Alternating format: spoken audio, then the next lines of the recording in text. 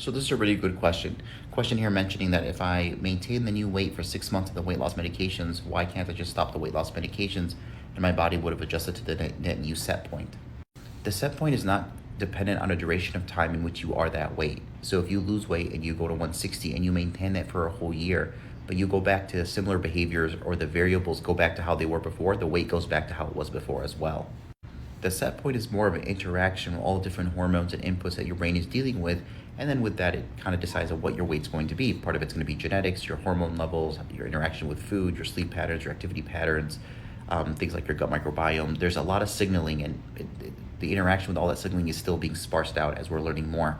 An example of how we're learning about these interactions is a drug class called the SGLT2s. They're medications that make you urinate out sugar, therefore you urinate out calories, on average 250 to 300 calories per day. So if you use these medications, you should lose weight. But in a study where where the participants were blinded, meaning they took this medication but they did not know that they were urinating out sugar, they did not lose as much weight as anticipated, meaning that they were subconsciously able to compensate the calories that was lost via the urine. This shows us that the brain is really able to analyze energy patterns pretty effectively inside the body and readjust the weight accordingly. Now, if you're on the weight loss medications, you just added a different signal in, so you're going to start losing weight.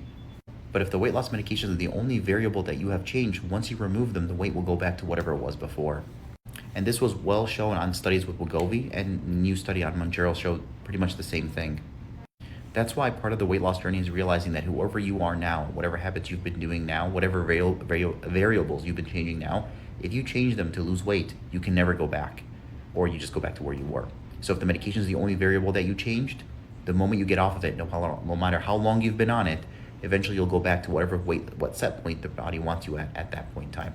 Hope that makes sense. Hope that helps.